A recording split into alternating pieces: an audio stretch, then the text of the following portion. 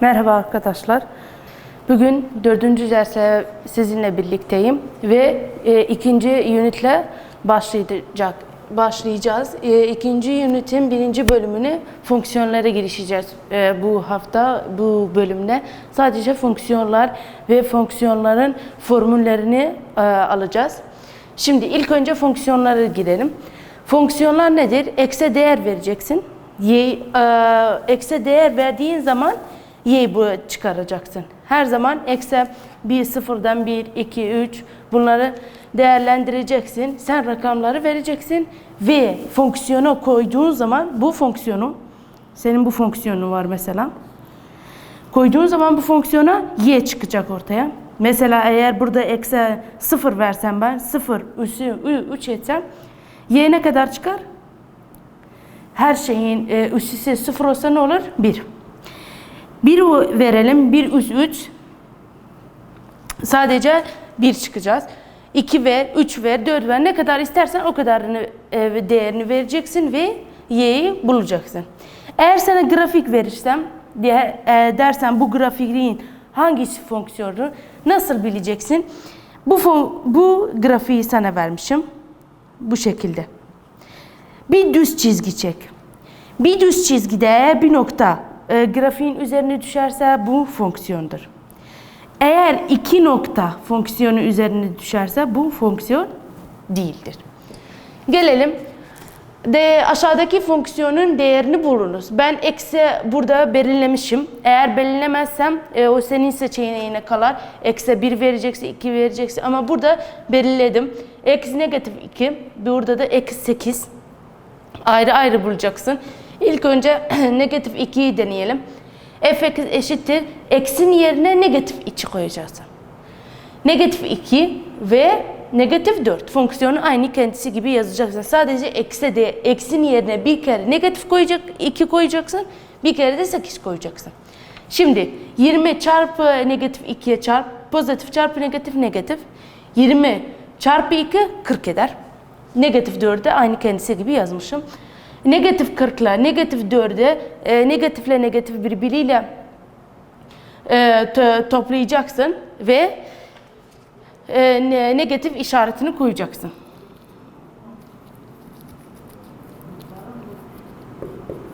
Burada negatif 44. Tamam mı? Gelelim buraya. F eksi 1 bölü 3 eksi artı 17. Tamam, burada ne istiyorum sana? X'in değerini istiyorum. F eksi sana vermişim. Ne kadar eder? Negatif 1 eder. Ne yapacaksın? Burada negatif 1'i f eksi'nin yerine koyacaksın. 1 bölü 3 eksi artı 17. Aynı şekilde yazdım. Eksiler bir tarafta, sayılar bir tarafta. 17'yi bu tarafa alırsam ne olur? Negatif 17 olur. 1 bölü 3 eksi. Negatifle negatif birbiriyle toplayacağım. Negatif işaretini koyacağım. Negatif sembolünü koyacağım ve 1 artı 17 18 eşittir 1 bölü 3 eksi. Burada bölü var. Madem bölü var, bölünün tersi nedir? Çarpıdır. İki tarafı da 3'e çarpacağım. Burada 3 ile 3 gider. Sadece eksi kalır. Burada 3'e 18'e çarparsam negatif 14 eder. Bu da eksinin değeri, bu kadar yazman gerekir. Bölüm 2'ye gelelim. Lineer fonksiyonlara. Lineer fonksiyonlarda ben sana bir fonksiyon vereceğim. Nasıl bileceksin bu fonksiyon lineer mi yoksa lineer değil mi?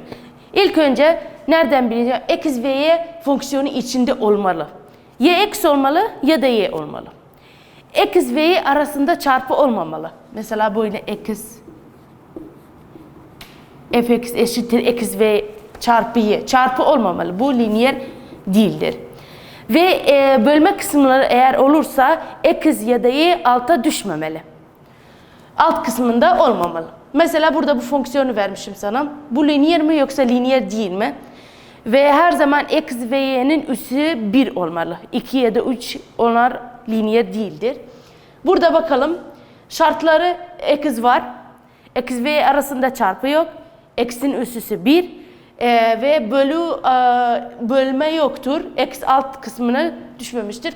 O zaman bu fonksiyon lineerdir. Gelelim ikinciye. İkinciye bakarsak x'in üssüsü 1 doğrudur. Fonksiyon içinde eksi var, o da doğrudur. Ama burada bölü var ve x bölünün alt tarafına düşmüştür. Yani bölünmüştür. Onun için lineer değildir. Aynı şekilde ben sana ne fonksiyon verirsem vereyim, sen lineerin şartlarına göre belirleyeceksin. Lineer mi yoksa lineer değil mi? Bölüm 3'e gelelim. Bölüm 3'te doğrusal denklemlerin değişik formülleri var. Bir formülleri ve kurallarını alacağız. Ben sana soru verdiğim zaman sen kurallara göre çözeceksin. Mesela ilk önce gelirim eğim ve kesişim formülü. Eğim ve kesişim formülünün kuralı nedir? Y eşittir mx artı b. Bu kuralları ezberlemeniz lazım. Her soruda eğer ben sana bir soru verirsem kuralı ilk önce yazman lazım. Ondan sonra soruya başlaman lazım. Burada eğim ve kesişim nedir? Y eşittir mx artı b. Bunun kuralı m burada nedir?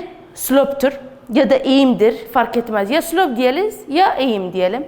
B nedir? B dikeyin kesişim noktasıdır. Yani burada x'imiz sıfırdır ve b y'dir. Her zaman hangi formülü sen halledersen en sonunda sen eğim kesişim şeklinde bırakacaksın. Yani hangi formülle başlayacaksan o soruya bağlıdır. Mesela diyelim sana bir soru verdim ama başka bir formülle hallettin ama en sonunda bu formül şeklini yazman lazım. Bu şekilde bırakman lazım. Yani nasıl? Y ayrı bir tarafta ve m x ondan sonra b gelecek. Gelelim bu örneğe. Doğru parçanın y kesiniyle eğimi kesişimi belirleyin. Yani burada sana slope istiyorum, bir de dikey istiyorum. Bu fonksiyonu vermişim sana y eşittir 5. Eğer burada bakarsan madem x yoktur, x'in yanındaki nedir? Slope'tur. X olmadığı zaman slope da yoktur. Yani nedir? Slope sıfırdır. 5 ne olur? Dikey olur. Dik kesişimi olur. Dik kesişimimiz 5'tir. Gelelim buraya. Bu fonksiyon negatif 5x artı 3. Burada slope nedir? Negatif 5'tir. X'in yanındaki sayıdır. Dik kesişim nedir? 3'tür. İkinci formüle gelelim. Nokta ve eğim formudur. Yani sana bir nokta vereceğim ve bir slope vereceğim. Sen bu kuralla çözeceksin. Y eksi y1 eşittir m. X eksi x1. Burada ne olur? M doğrunun parçanın eğimidir. Eğimi m. Yani eğim vereceğim sana, m'nin yerine koyacaksın. Bir de x ve y nedir? Doğru parçanın noktalarıdır. Buraya gelelim. Eğimi negatif 2 ise ve noktana kadar 1 için. Madem sana bir eğim vermişim, bir de nokta vermişim, hangi kuralı kullanacaksın? Bu kuralı. Y eksi y1 eşittir m x eksi x1. Y. Burada ilk önce yaz. Bu x. Bu da y1. x1 ne kadardır? 1. Bu da x1. Y1 ne kadardır? Negatif 1. Madem negatif var, kendi kuralının da negatifi var. Parantez içine koyman lazım. Ne yapacağı? Negatif çarpı negatif pozitif eder. Negatif 1 eksi 1. Gelelim. Bunu bu şekilde yazdın, tamam. Ama en sonunda ben sana dedim ne şekilde bırakacaksın? Eğim kesişim şeklinde bırakacaksın. Y bir tarafta, x ve sayılar öbür tarafta. Yani şimdi y burada artı 1 var. Bu artı 1 olmaz, burada kalsın. O bir tarafa alacağım. Madem o bir tarafa alacağım, pozitifte o bir tarafa alınca ne olacak? Negatif 1 olacak. Negatif 2x artı 2 negatif 1. Bunu buraya alınca oldu negatif 1. Tamam, negatif 2x kendisi gibi yazacağım. Burada biri pozitif, biri negatif, pozitifle negatif birbiriyle çıkartacağım. Ve büyüğünün sembolünü koyacağım. Burada büyüğünün sembolü nedir? Pozitiftir. 2 eksi 1, 1 eder. Gelelim öbür formüle.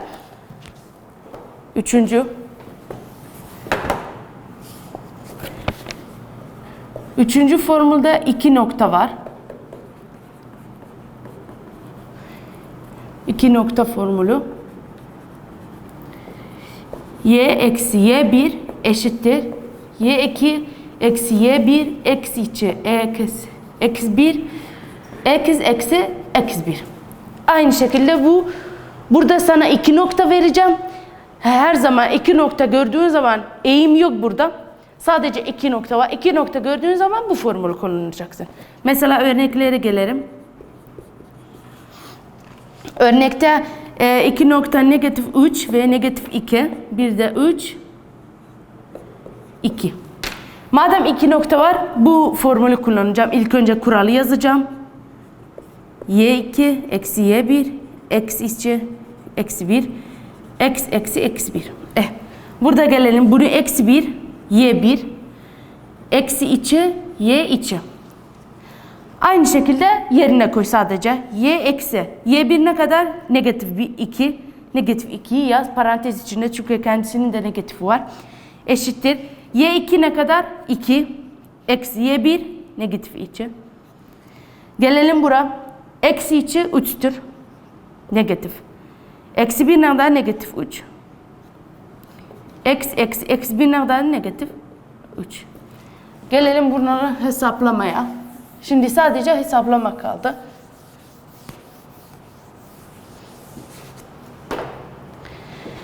Buraya bakarsak negatif çarpı negatif pozitif eder. Y artı 2. Burada eşittir. Negatif çarpı negatif pozitif eder. 2 artı 2. Aynı şekilde altta da 3 artı 3. Ve eksi artı 3. Gelelim buraya.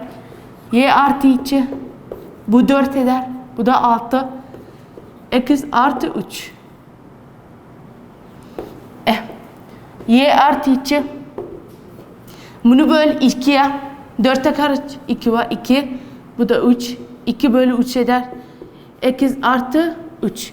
Daima burada eğer senin slopun bölü gibi kaldıysa hesap makinesiyle çıkartma. Zor olur. Yukarıya bu paranteze çarpacaksın. Aşağıya bu paranteze çarpacaksın. Yani ne olacak? Burada 3 çarpı y 3y artı 3 çarpı 2 6. 2 çarpı eksi 2 eksi artı 2 çarpı 3 6. Burada ne yapacaksın? Daima bu formülü eğim ve kesişim formunda bırakacaksın. Yani y yalnızca bir tarafta öbür tarafta. Bir tarafa alırım. İlk önce 6'yı bir tarafa alacağım. 2 eksi artı 6 ne olur? Negatif 6. 3y eşittir 2 eksi negatif 6 pozitif 6 birbiriyle gider 0 olur. Şimdi kaldı 3. Madem çarpı aralarında ne olur? Bölü olur.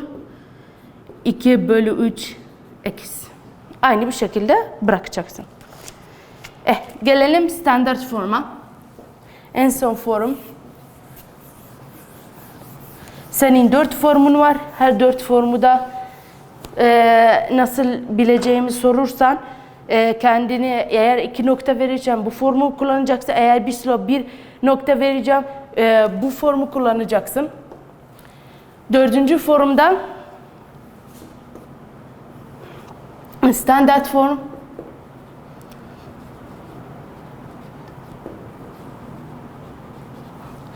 A eksi artı B y eşittir C. Bu standart formu şeklinde. A ve B, C burada gerçek sayılar olmalı. Ve örneği alalım. Mesela her doğru parçanın denklemini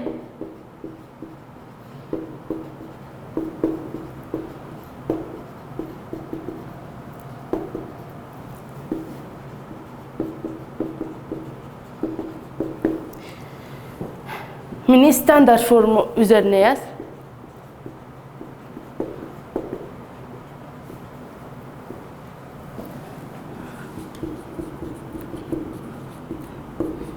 Yani ben sana bir fonksiyon vereceğim ama o fonksiyonu ne şekilde istiyorum senden? Standart form. Yani bu şekilde olmalı. İlk önce x gelmeli. Ondan sonra eşitlik arkasında c yani herhangi bir sayı gelmeli. Mesela verin bir y eşittir negatif 2 eksi artı 3. Bunu eğer standart form üstüne koyarsam ne dedim ilk önce? X gelmeli ondan sonra y. Yani eksi ben bu tarafa almam lazım. X'in sembolüm negatif bu tarafa alınca olur. Pozitif 2 eksi artı y eşittir 3. Bu formda mı? Evet bu formda. İlk önce x gelmiş ondan sonra b'ye 3. Burada b kaç? 1. İkinciyi alırsak 3 bölü 4 x negatif 2 eşittir y. Burada sadece negatif 2 ile ve y'nin yeri karışık ne yapacağım? 3 bölü 4 x yerinde y'yi bu tarafa alacağım. Sembolü pozitif olur negatif. 2'yi de o bir tarafa alacağım. Sembolü negatif olur pozitif. Bu tarafa alınca negatifi. İşte 2 aynı bu şekilde gidecek.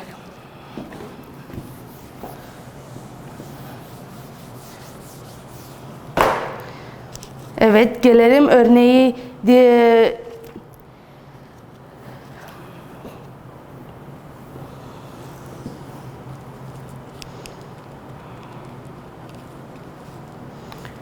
bölüm 4'e gelelim.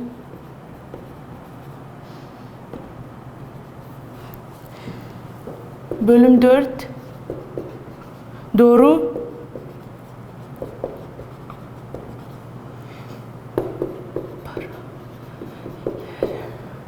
paralel ve dikey.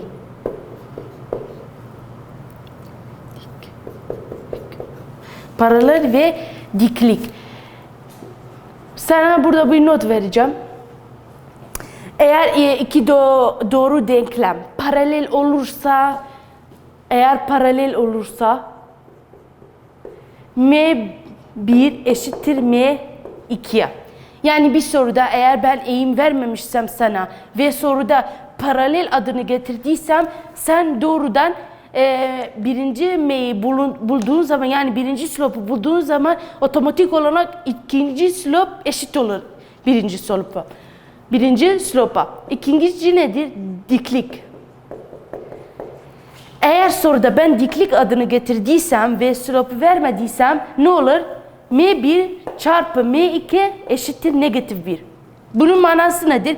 Yani sen M1 ne kadarsa, mesela diyelim 3 bölü 4 ise, M1 3 bölü 4 ise, M2 ne kadar alacaksın? Daima M2 tersini alacaksın.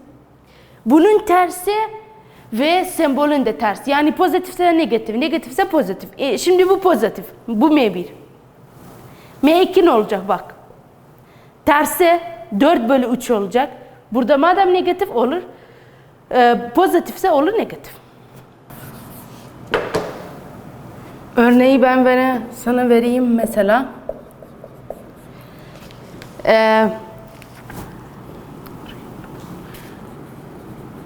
Paralelden doğru eğime bulunuz. Yani sana sorun nasıl vermişim? Y eşittir 2x eksi 5. Burada paralel adını getirmişim ve sana bu fonksiyonu vermişim. Burada m1 ne kadardır? Daima dedim x'in yanındaki sayı m'dir, yani slop'tur. M1 2'dir. Madem sana demişim paralel olunca dedim ne olacak? M1 eşittir M2, yani burada M2 ne kadar eder? Aynı şekilde 2. Eğer sana dediysem, örnek, başka bir örneği, diklik dik olursa, diklik doğru eğime bulunuz. Mesela diyelim x artı 2y eşittir 6. Sen ilk önce bunu ne şekline koyacaksın? Ne dedim sana? Y eşittir mx artı b. Bu şekil üzerine koyacaksın. Y bir tarafta, ondan sonra mx, ondan sonra b. Yani 2y eşittir. Eksi bir tarafa alacağım. Negatif eksi olur. Artı 6. Burada 2 fazladır. Çarpı aralarında olur ne olur? Bölme olur. Y eşittir negatif 1 bölü 2x artı 6 bölü 2 3 eder. Yani hepsine böleceksin. Burada M1 ne kadardır? M1 negatif 1 bölü 2'dir. Madem diklik var sorunun içinde, M2'yi ne yapacaksın? Bu bölünün tersini alacaksın. Yani 2 altta ise yukarıya çıkacak. 2 bölü 1 olacak. Negatifse pozitif olur. Aynı şekilde böyle diklikse M1, M2'yi alınca tersini alacaksın ve sembolün tersini alacaksın. Ama paralelse M1 ne kadarsa M2 de o kadar olur.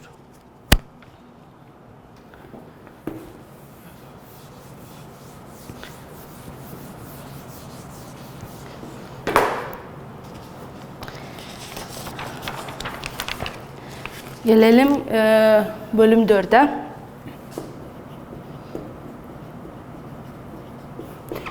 Bölüm 4 doğrusal denklem.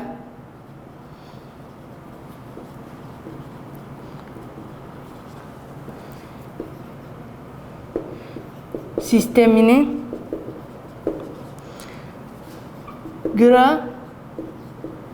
grafiksel olarak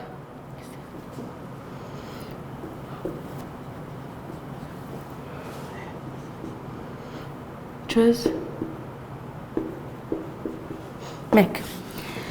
Yani eğer ben sana bir sistem vereceğim ve onun grafiğini çiz diyeceğim. Grafiğini çizince eğer senin grafiğin böyle çıkarsam bu imkansız olacak.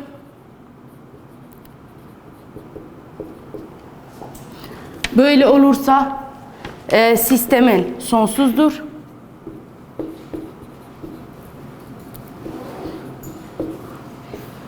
Eğer böyle olursa bu sonlu sistemdir.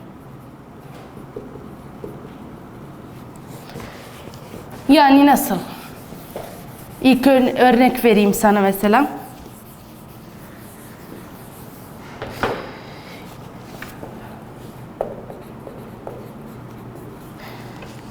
Üç artı y eşittir 4 eksi 2y eşittir 6. Sana iki fonksiyon vermişim ve bunun grafiğini çiz diyorum. Her birine 2 nokta alman lazım. İlk önce bunu alalım. Mesela 3 x artı y eşittir 4. İlk önce x eşittir 0. Y ne kadar eder? 3 çarpı 0. Y eşittir 4. Yani burada nokta nedir? X'in 0'dır. Y ne kadardır? 4. Bu birinci nokta. İkinci, y eşittir 0. Eğer y 0 ise 3 x kalır burada. Eşittir 4. X eder ne kadar? 4 bölü 3.